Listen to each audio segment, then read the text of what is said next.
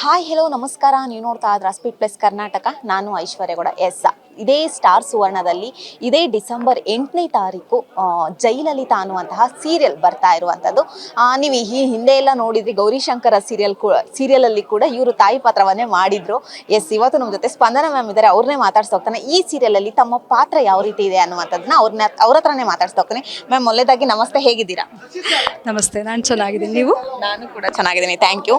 ಮೊದಲೇದಾಗಿ ಜೈಲಲಿತಾ ಸಿನಿಮಾ ಇನ್ನೇನು December 8ನೇ serial release ಬರ್ತಾ ಇರುವಂಥದ್ದು. ಸೊ ಹೇಗೆ ಅನ್ನಿಸ್ತಾ ಇದೆ ಮ್ಯಾಮ್? ತುಂಬ ಖುಷಿ ಆಗ್ತಾ ಇದೆ.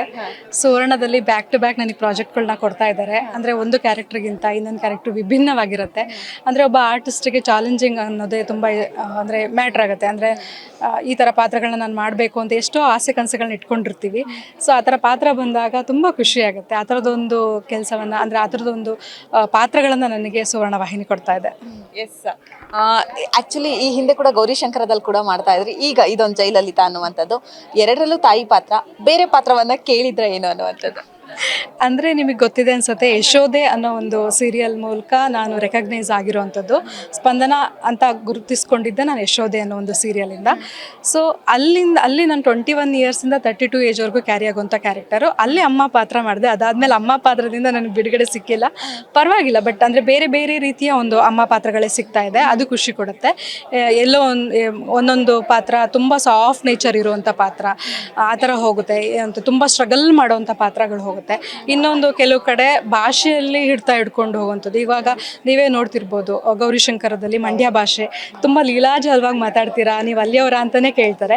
ಸೊ ಅಷ್ಟು ಒಂದು ಫ್ರೇಮ್ ಸಿಗುತ್ತೆ. ಸೊ ಪಾತ್ರದಲ್ಲಿ ವಿಭಿನ್ನತೆ ಇದ್ದಾಗ ಮಾಡೋದಕ್ಕೆ ಇಷ್ಟ ಆಗುತ್ತೆ. ಸೊ ಅಮ್ಮ ಪಾತ್ರ ಆದರೂ ಪರವಾಗಿಲ್ಲ, ಖುಷಿಯಿಂದ ಮಾಡ್ತಾ ಇದ್ದೀನಿ. ಬಟ್ ತಾಯಿ ಪಾತ್ರ ಆದರೂ ಕೂಡ ಅದರಲ್ಲೂ ವಿಭಿನ್ನತೆ ಇದೆ. ಒಂದರಲ್ಲಿ ನೆಗೆಟಿವ್ ಶೇಡ್ ಆಗಿರ್ಬೋದು, ಇನ್ನೊಂದರಲ್ಲಿ ಪಾಸಿಟಿವ್ ಶೇಡ್ ಆಗಿರ್ಬೋದು. ಹೇಗೆ ಎತ್ಕೊಂಡು ಹೋಗ್ತಾ ಇದ್ದೀರಾ ಮ್ಯಾಮ್? ಎರಡೂ ತಕಡಿಯಲ್ಲಿ ಹೇಗೆ ತೂಗಿಸ್ತಾ ಇದ್ದೀರಾ ಅನ್ನುವಂಥದ್ದು? ಅಂದರೆ ನಾನು ಮೂಲತಃ ರಂಗಭೂಮಿ ಕಲಾವಿದೆ, ನೀನಾಸಂ ಪಾಸ್ಔಟ್ ಆಗಿರೋದು. ಸೊ ಹಾಗಾಗಿ ನಾವು ಅಲ್ಲಿ ಕಲಿಕೆಯಲ್ಲಿ, ನೀನಾಸಮಲ್ಲಿ ಕಲಿಕೆಯಲ್ಲಿ ಸೊ ಪ್ರತಿಯೊಂದು ಪಾತ್ರ, ಇವಾಗ ಕಾಮಿಡಿ ಕೊಟ್ಟರು ನಾನು ಮಾಡಬಲ್ಲೆ, ವಿಲನ್ ಕೊಟ್ಟರು ಮಾಡಬಲ್ಲೆ, ಸಾಫ್ಟ್ ರೋಲ್ ಕೊಟ್ಟರು ಮಾಡಬಲ್ಲೆ, ಯಾವ್ದು ರೀತಿ ಕ್ಯಾರೆಕ್ಟರ್ ಕೊಟ್ಟರು ನಾನು ಮಾಡಬಲ್ಲೆ. ಸೊ ಆ ಥರ ಒಂದು ಪರಿಪೂರ್ಣ ಒಂದು ತಯಾರಿ ನೀನಾಸಮಿಂದ ಆಗಿರುತ್ತೆ. ಇದ್ರ ಬೇಸ್ಮೆಂಟ್ ನೀನಾಸಂ ರಂಗಭೂಮಿ. ಸೊ ಹಾಗಾಗಿ ನನಗೇನು ಕಷ್ಟ ಅಂತ ಅನ್ನಿಸ್ತಾ ಇಲ್ಲ. ಶುರುವಲ್ಲಿ ಸ್ವಲ್ಪ ಪಾತ್ರ ಹಿಡಿಯೋದಕ್ಕೆ ಹೇಗೆ ಅಂದರೆ ನಮಗಿಂತ ಜಾಸ್ತಿ ನಿರ್ದೇಶಕರಿಗೆ ಗೊತ್ತಿರುತ್ತೆ ಆ ಪಾತ್ರದ ಒಂದು ತೂಕ, ಆ ಪಾತ್ರ ಹೇಗೆ ಬರುತ್ತೆ ಅಂತ. ಸೊ ಅವರು ಹೇಳಿದಾಗ ಅವರು ಕ್ಯಾಚ್ ಮಾಡೋದಕ್ಕೆ ನಮ್ಗೆ ಈಸಿ ಆಗ್ತಾ ಹೋಗುತ್ತೆ. ಸೊ ನನಗೇನು ಕಷ್ಟ ಅನಿಸ್ತಾ ಇಲ್ಲ, ಆರಾಮಾಗಿ ಮಾಡ್ಕೊಂಡು ಹೋಗ್ತಾ ಇದ್ದೀನಿ. ಮ್ಯಾಮ್, ಈ ಮೊದಲೇದಾಗಿ ಈ ಪಾತ್ರದ ಬಗ್ಗೆ ನಿಮಗೆ ಕೇಳಿದಾಗ ಹೇಗೆ ಅನ್ನಿಸ್ತು? ನಾನು ಮಾಡಬಲ್ಲೆ ಅಂತ ಅನ್ನಿಸ್ತಾ? ಮೊದಲನೇ ಸರಿ ಕತೆ ಕೇಳಿದಾಗ ಏನೋ ಒಂದು ರೀತಿ ಅನ್ಸುತ್ತೆ, ಓಕೆ ಇದನ್ನು ನಾನು ತೂಗಿಸ್ಕೊಂಡು ಹೋಗ್ಬೋದಾ ಅನ್ನುವಂಥದ್ದು ಕೂಡ ನಿಮಗೆ ಹೇಗೆ ಅನ್ನಿಸ್ತು? ಕೇಳಿದಾಗ ಓಕೆ, ಫಸ್ಟ್ ಭಯ ಇತ್ತು ನನಗೆ. ಅಂದರೆ ಖಡಕ್ ಪಾತ್ರ, ಅಂದರೆ ಆವಾಗಲೇ ನಾನು ಪ್ರೆಸ್ ಮೀಟಲ್ಲಿ ಹೇಳಿದೆ, ಬ್ಯಾಲೆನ್ಸ್ಡ್ ಇದೆ ಇಲ್ಲಿ. ಅಂದರೆ ಸ್ವಲ್ಪ ವಾಯ್ಸ್ ಜಾಸ್ತಿ ರೇಸ್ ಮಾಡೋಂಗೂ ಇಲ್ಲ, ಈ ಕಡೆ ಕಮ್ಮಿ ಮಾಡೋಂಗೂ ಇಲ್ಲ. ಕೆಲವ್ರ ಮುಂದೆ ಒಂದೊಂದು ಥರ ನಡ್ಕೊಳ್ಳೋಂಥ ಪಾತ್ರ. ಇವಾಗ ಸೊಸೆ ಮುಂದೆ ಒಂಥರ, ಮಕ್ಕಳ ಮುಂದೆ ಒಂಥರ, ಗಂಡನ ಮುಂದೆ ಒಂಥರ, ಸೊ ಹೊರಗಡೆ ಜನರ ಮುಂದೆ ಒಂಥರ ನಡ್ಕೊಳ್ಳೋಂಥ ಪಾತ್ರ, ಬ್ಯಾಲೆನ್ಸ್ಡ್ ಪಾತ್ರ. ಸೊ ಶುರುವಲ್ಲಿ ಸ್ವಲ್ಪ ಕಷ್ಟ ಆಯಿತು. ಬಟ್ ಡೈರೆಕ್ಟರ್ ಸರ್ ನನಗೆ ನೀಟಾಗಿ ಹೇಳ್ತಾ, ನನಗೆ ಅಂತಲ್ಲ ಪ್ರತಿಯೊಬ್ಬರಿಗೂ ಕೂಡ ಕ್ಯಾರೆಕ್ಟರ್ನ ಕೂರಿಸ್ತಾ ಹೋದರು, ಅದು ತುಂಬ ಇಂಪಾರ್ಟೆಂಟ್. ಸೊ ಕೂರಿಸ್ತಾ ಹೋದ್ರು, ನಂಗೆ ಕಷ್ಟ ಅನ್ನಿಸ್ಲಿಲ್ಲ. ಎಷ್ಟು ಸೆಟ್ಗಳಿವೇನು ಹೇಗಾಗುತ್ತೆ ಅಂದರೆ ಮ್ಯಾಮ್, ಒಂದೊಂದು ಸೀರಿಯಲ್ಗಳು ಮಾಡ್ತಾರೆ ಬಟ್ ಮಧ್ಯದಲ್ಲಿ ಚೇಂಜ್ ಆಗ್ತಾ ಹೋಗ್ತಾರೆ. ಸೊ ನಿಮ್ಮದು ಇವಾಗ ಎಷ್ಟು ಎಪಿಸೋಡ್ ಮುಗ್ದಿದೆ, ಮುಂದೆ ಯಾವ ರೀತಿ ಆದರೂ ಬೇರೆ ಪ್ಲ್ಯಾನ್ ಇದೆಯಾ ಏನು ಅನ್ನುವಂಥದ್ದು? ಅಂದರೆ ನಮಗೆ ಸೀನ್ ವೈಸ್ ಹೇಳ್ತಾರೆ ಹೊರತು ಮುಂದಿನ ಕತೆ ಬಗ್ಗೆ ಎಲ್ಲೂ ಬಿಟ್ಕೊಡಲ್ಲ.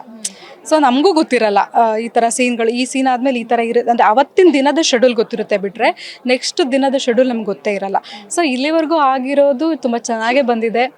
ನನ್ನ ಪಾತ್ರದ ಬಗ್ಗೆ ಏನು ಹೇಳಿದ್ರು ಅದೇ ಥರನೇ ಇದೆ, ಎಲ್ಲೂ ಚೇಂಜಸ್ ಇಲ್ಲ, ತುಂಬ ಚೆನ್ನಾಗಿ ಬರ್ತಾ ಇದೆ.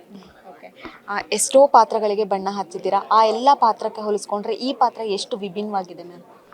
ಅದೇ, ಇದು ತುಂಬ ರಿಚ್ ಫ್ಯಾಮಿಲಿ, ಪೊಲಿಟಿಷಿಯನ್ ಫ್ಯಾಮಿಲಿ, ಈ ಥರದೊಂದು ಪಾತ್ರ ನಾನು ನಿಭಾಯಿಸಿಲ್ಲ.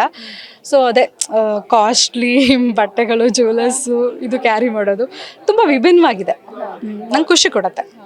ಓಕೆ, ಹೇಗ್ ನಿಭಾಯಿಸ್ತಾ ಇದ್ದೀರಾ? ಗ್ರಾಮ ಪಂಚಾಯತಿ ಅಧ್ಯಕ್ಷರು ಮುಂದೆ MLA ಆಗ್ತಿದ್ದಾರೆ, ಆ ಪಾತ್ರನ ಹೇಗ್ ನಿಭಾಯಿಸ್ಕೊಂಡು ತಗೊಂಡು ಹೋಗ್ತಾ ಇದ್ದೀರಾ? ಇವನ್ ಹೇಗೆ ಅಂದ್ರೆ ಒಬ್ಬ ಸಕ್ಸಸ್ಫುಲ್ ಮೆನ್ ಹಿಂದೆ ವುಮೆನ್ ಯಾವಾಗ್ಲೂ ಇರ್ತಾರೆ ಅನ್ನೋದು ಈ ಪಾತ್ರಕ್ಕೆ ಸಂಬಂಧಪಟ್ಟಂತೆ ಹೇಗ್ ನಡೀತಾ ಇದೆ? ಅಂದರೆ ಈ ಪಾತ್ರಕ್ಕೆ ಎಲ್ಲೋ ಒಂದು ಕಡೆ ಈ ಸಂಸಾರ ತುಂಬ ಚೆನ್ನಾಗಿರಬೇಕು, ಸಂಸಾರದ ಮರ್ಯಾದೆ ಗೌರವ ತುಂಬ ಕಾಪಾಡ್ಕೊಂಡು ಹೋಗುವಂಥ ಪಾತ್ರ. ಎಲ್ಲೋ ರಾಜಕೀಯ ಅಂತ ಹೋದಾಗ ಈ ಜನರ ಜೊತೆ ಬೆರೀತಾರೆ, ಏನೋ ಒಂದು ಬೇರೆ ರೀತಿ ಕೆಲಸಗಳನ್ನ ಮಾಡಿದ್ರೆ ಎಲ್ಲಿ ನಮ್ಮ ಮನೆಯ ಗೌರವ ಹಾಳಾಗುತ್ತೆ ಅಂತ ಹೇಳಿ ಅದನ್ನು ಕಾಪಾಡ್ಕೊಳ್ಳೋದಕ್ಕೆ ಪೊಲಿಟಿಷಿಯನ್ ಅಂದರೆ ಫ್ಯಾಮಿಲಿಯಲ್ಲಿ ಇದ್ದು ಕೂಡ ಅಪೋಸ್ ಮಾಡ್ತಾ ಹೋಗ್ತಾ ಇರುತ್ತೆ.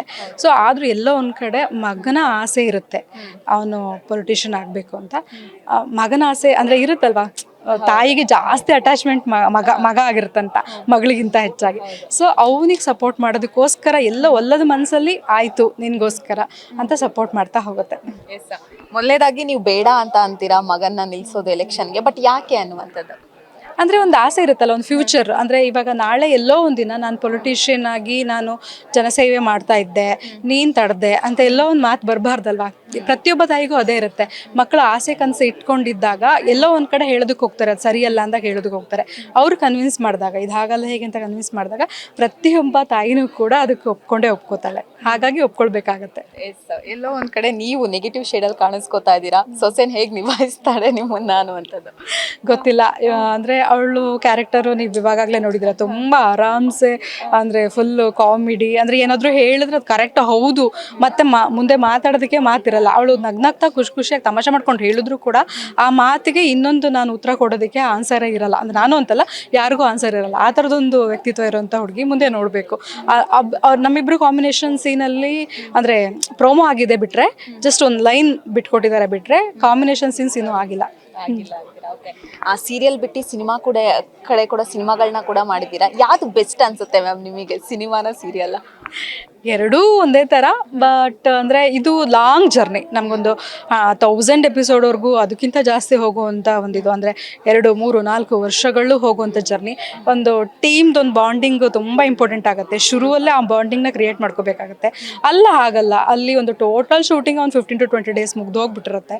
ಸೊ ಇಲ್ಲಿ ಒಂದು ಫ್ಯಾಮಿಲಿ ಒಂದು ಅಟ್ಮಾಸ್ಫಿಯರ್ ಬೆಳೆದೋಗ್ಬಿಡುತ್ತೆ. ಇವಾಗ ನೋಡಿ, ಬೆಳಗ್ಗೆ ನಾವು ಹೋದ ತಕ್ಷಣ ಏನು ತಿಂಡಿ ತಿಂದಿದ್ಯಾ, ಏನು ತಂದಿದ್ಯಾ ಕೇಳ್ತೀವಿ, ಅದು ಪ್ರೊಡಕ್ಷನ್ ಅಣ್ಣಂಗೆ ಕೇಳ್ತೀವಿ ಏನು ತಂದಿದ್ಯಾ ಅಣ್ಣ ಅಂತ, ಮೇಡಮ್ ಇದು ತಂದು ಕೊಡ್ತೀವಿ ಅಂತ ಒಂದು ಏನೋ ಹಾಗೆ. ಆಮೇಲೆ ಮಧ್ಯಾಹ್ನಕ್ಕೆ ಊಟಕ್ಕೆ ಏನಾದ್ರು ಆರ್ಡ್ರ್ ಮಾಡ್ಕೊಂಬಿಡೋಣ, ಹೀಗೆಲ್ಲ ಒಂದು ಇರುತ್ತೆ. ಅಲ್ಲಿ ಹಾಗಲ್ಲ, ಸ್ವಲ್ಪ ಡಿಸ್ಟೆನ್ಸ್ ಮೇಂಟೈನ್ ಮಾಡ್ತಿರ್ತೀವಿ. ಏನೋ ಒಂದು ಸ್ವಲ್ಪ ಅಫಿಷಿಯಲ್, ಇಲ್ಲೇ ಬಿಂದಾಸಾಗಿ ಕುತ್ಕೊಂಡು ಆರಾಮಾಗಿ ಹಂಗೆ ಕಡೆ ಅಂದ್ಕೊಂಡು ತಮಾಷೆ ಮಾಡಿಕೊಂಡು ಆಮೇಲೆ ಸೀನ್ ಟೈಮಲ್ಲಿ ಸೀರಿಯಸ್ ಆಗಿ ಇದ್ಕೊಂಡು. ಸೊ ಹಾಗೆ ಒಂಥರ ಫ್ಯಾಮಿಲಿ ಅಟ್ಮಾಸ್ಫಿಯರ್ ಸೀರಿಯಲ್ ಅಂತ ಹೇಳಿದ್ರೆ. ಸಿನಿಮಾ ಅಂತ ಹೇಳಿದ್ರೆ ಅದನ್ನು ಹೇಳ್ದಾಗೆ ಸ್ವಲ್ಪ ಕಮ್ಮಿ ಟೈಮ್ ನಾವಲ್ಲಿ ಕಳೆಯೋದ್ರಿಂದ ಸ್ವಲ್ಪ ಡಿಸ್ಟೆನ್ಸ್ ಇರುತ್ತೆ, ಡಿಸ್ಟೆನ್ಸ್ ಮೇಂಟೈನ್ ಮಾಡ್ತೀವಿ. ಇವಾಗ ನಾವು ಗಮನಿಸಿರುವ ಸ್ಟಾರ್ ಸುವರ್ಣ ಅಲ್ಲದೆ ಜಿ ಕನ್ನಡ ಅಲ್ಲಿ ಇಲ್ಲಿ ಎಲ್ಲ ಕಡೆನೂ ಆಕ್ಟ್ ಮಾಡ್ಕೊಂಡ್ ಬಂದಿದ್ದೀರಾ. ಅದಾದ ನಂತರ ಬಟ್ ಎಲ್ಲರೂ ಒಂದಷ್ಟು ಜನ ಕಂಡಿಡಿದು ಇವ್ರು ಶಂಕರನ್ ಅಮ್ಮ ಅಲ್ವಾ ಅನ್ನುವಂಥದ್ದು. ಸೊ ಯಾವ ಪಾತ್ರಕ್ಕೆ ನಿಮ್ಮನ್ನ ಆದಷ್ಟು ಬೇಗ ಗುರ್ತಿಸಿ ಮಾತಾಡ್ಸಿರುವಂಥದ್ದು ಮ್ಯಾಮ್? ಅಂದರೆ ನಂದು ಫಸ್ಟು ಯಶೋದೆ ಮೂಲಕ ಶಾರದೆ ಅಂದ್ಕೊಂಡು ಅವಾಗಂತೂ ತುಂಬ, ಅಂದರೆ ನನಗೆ ರಿಯಲ್ ಲೈಫಲ್ಲಿ ಸ್ಪಂದನಾಗೆ ಪೊಲಿಟಿಷಿಯನ್ ಆಗೋದಕ್ಕೆ ಅವಕಾಶ ಕೂಡ ಬಂದಿತ್ತು. ನಾನು RR ನಗರದಲ್ಲಿದ್ದೆ ಆವಾಗ. ನೀವು ಯಶೋದೆಯಲ್ಲಿ ತುಂಬ ಫೇಮಸ್ ಅಂದರೆ ತುಂಬ ಫೇಮಸ್. ಎಲ್ಲಿ ಅಂಗಡಿಗೆ ಹೋಗಲಿ, ಎಲ್ಲೇ ಹೋಗಲಿ, ಎಷ್ಟೋ ಅಂಗಡಿಗಳಲ್ಲಿ ನಂಗೆ ಸ್ಯಾರಿ ಕೂಡ ಫ್ರೀಯಾಗಿ ಕೊಟ್ಟು ಕಳಿಸಿದ್ದಾರೆ. ದಯವಿಟ್ಟು ಕೊಡಬೇಡಿ ಅಂದ್ರೂ ಇಲ್ಲ ಮ್ಯಾಮ್ ನೀವು ಬಂದಿರೋದೇ ನಮಗಿದು ಅಂತ ಕೊಟ್ಟು ಕಳಿಸಿದ್ದಾರೆ. ಅಷ್ಟು ಫ್ರೇಮ್ ನಂಗೆ ಯಶೋದೆ ಕೊಡ್ತು. ಅದಾದಮೇಲೆ ಪ್ರತಿಯೊಂದು ಪಾತ್ರಕ್ಕೂ ನನಗೆ ಅದೇ ಒಂದು ಇದು ಸಿಗುತ್ತೆ.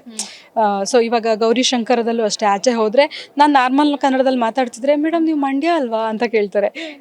ಇಲ್ಲ ನಾನು ಇಲ್ಲಿ ಅವಳೇನೋ ನಾನು ನಾರ್ಮಲಾಗಿ ಮತ್ತು ಹೆಂಗೆ ಅದು ಮಾತಾಡೋದು ನೀವು ಅಂತ ಕೇಳ್ತಿರ್ತಾರೆ. ತುಂಬ ಜನ ಮಂಡ್ಯ ಅಂತ ಅಂದ್ಕೊಂಡ್ಬಿಟ್ಟಿರ್ತಾರೆ. ಸೊ ಆ ಥರ. ಆ್ಯಕ್ಚುಲಿ ನಾನು ಅದೇ ಗಮನಿಸ್ಬೇಕು, ಜ್ಯುವೆಲ್ರಿ ಓಕೆನಾ? ಹಾಂ, ಎಸ್. ಅದೇ ಇದರಲ್ಲಿ ಒಂದು ರಿಚೆಸ್ಟ್ ಫ್ಯಾಮಿಲಿಯಲ್ಲಿ ನೀವು ದೊಡ್ಡ ಸೊಸೆ ಆಗಿದ್ದೀರಾ. ಸೊ ಹೇಗೆ ನಿಭಾಯಿಸ್ತಾ ಇದೆ? ಜ್ಯುವೆಲ್ರಿ ಎಲ್ಲ ಹಾಕ್ಕೊಂಡೇ ಇರಬೇಕು, ಹೆಂಗೆ ನಡೀತಾ ಇದೆ ಅನ್ನುವಂಥದ್ದು? ಇಲ್ಲ, ಆರ್ಟಿಸ್ಟ್ ಅಂತ ಹೇಳಿದ್ರೆ ಒಂದು ಸಹನೆ ಅನ್ನೋದು ಇದ್ದೇ ಇರಬೇಕು. ಇವಾಗ ಮೇಕಪ್ ಹಾಕ್ಕೊಂಡು ಒಂದು 10 to 12 ಅವರ್ ನಾವು ಇದ್ದೇ ಇರ್ತೀವಿ. ಸೊ ಅದು ಅಭ್ಯಾಸ ಆಗೋಗಿದೆ. ಅಂದರೆ ನಾನು ಇಂಡಸ್ಟ್ರಿ ಬಂದು 12 years ಆಗಿರೋದ್ರಿಂದ ಸೊ ಅದು ಅಭ್ಯಾಸ ಆಗೋಗಿದೆ ಮೇಕಪ್ ಹಾಕ್ಕೊಂಡು. ಸೊ ಜ್ಯುವೆಲರಿನೂ ಅಷ್ಟೇ ಅದೇ ಥರ ಮೇಂಟೈನ್ ಮಾಡಲೇಬೇಕು. ಊಟ ಟೈಮಲ್ಲಿ ಎತ್ತಿಟ್ಕೊಳ್ತೀವಿ. ಸೊ ಮೇಂಟೈನ್ ಮಾಡ್ತಿದ್ದೀನಿ. ಕೊನೆಯದಾಗಿ ಜಯಲಲಿತಾ ಸೀರಿಯಲ್ ಇನ್ನೇನು ಡಿಸೆಂಬರ್ 8ನೇ ತಾರೀಕು 9:00 ಬರ್ತಾ ಇದೆ. ಏನು ಹೇಳಕ್ಕೆ ಇಷ್ಟಪಡ್ತೀರಾ? ಈ ಸೀರಿಯಲ್ ಸೆಟ್ ಬಗ್ಗೆ ಆಗಿರ್ಬೋದು, ವೀಕ್ಷಕರಿಗೆ ಏನು ಹೇಳಕ್ಕೆ ಇಷ್ಟಪಡ್ತೀರಾ? ವೀಕ್ಷಕರಲ್ಲಿ ನಾನು ಕೇಳ್ಕೊಳ್ಳೋದೊಂದೇ, ಜಯಲಲಿತಾ ಸೀರಿಯಲ್ ತುಂಬ ವಿಭಿನ್ನವಾದ ಒಂದು ಕಥೆಯನ್ನು ಇಟ್ಕೊಂಡು ಬರ್ತಾ ಇದೆ. ನೀವು ಇದುವರೆಗೂ ಸ್ಪಂದನಾನ ಏನು ನೋಡಿರ್ತೀರ ತೆರೆ ಮೇಲೆ, ಅದಕ್ಕಿಂತ ವಿಭಿನ್ನ ಪಾತ್ರದಲ್ಲಿ ನಾನು ಬರ್ತಾ ಇದ್ದೀನಿ. ನಿಮ್ಗೆ ಖಂಡಿತವಾಗ್ಲೂ ಇಷ್ಟ ಆಗುತ್ತೆ. ನನ್ನಂಥ ತಾಯಿ ಪ್ರತಿಯೊಬ್ಬ ಮನೇಲೂ ಇದ್ದೇ ಇರ್ತಾಳೆ. ಯಾಕೆ ಅಂತ ಹೇಳಿದ್ರೆ ಎಲ್ಲದನ್ನೂ ಒಪ್ಕೊಳ್ಳಲ್ಲ ತಾಯಿ.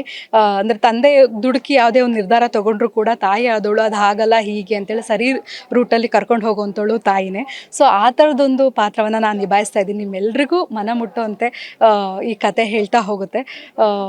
ಇದೇ 8ನೇ ತಾರೀಕು 9:00ವರೆಗೆ ನಮ್ಮ ಸೀರಿಯಲ್ ಜಯಲಲಿತಾ ಬರ್ತಾ ಇದೆ. ನಿಮ್ಮೆಲ್ಲರ ಸಪೋರ್ಟು ನಮ್ಗೆ ತುಂಬ ಮಹತ್ವವಾದದ್ದು. ಇದುವರೆಗೂ ನನ್ನ ಎಲ್ಲ ಸೀರಿಯಲ್ಗಳನ್ನು ನೋಡಿ ಹಾರೈಸಿದ್ದೀರಾ. ಇವಾಗಲೂ ಕೂಡ ಜಯಲಲಿತಾಗೆ ನಿಮ್ಮ ಆ ಹಾರೈಕೆ ಯಾವಾಗಲೂ ಇರಲಿ ಅಂತ ಕೇಳ್ಕೊತೀನಿ. ಧನ್ಯವಾದಗಳು. Thank you so much ma'am, ಒಳ್ಳೇದಾಗಲಿ. Thank you so much. Yes, ನೋಡಿದ್ರಲ್ಲ ವೀಕ್ಷಕರೇ, ಇದಿಷ್ಟು ಸ್ಪಂದನ ಅವರ ಮಾತಾಗಿತ್ತು. ಕ್ಯಾಮ್ರಾ ಪರ್ಸನ್ ನವೀನ್ ಜೊತೆ ಐಶ್ವರ್ಯಗೌಡ, ಸ್ಪೀಡ್ ಪ್ಲಸ್ ಕರ್ನಾಟಕ, ಬೆಂಗಳೂರು.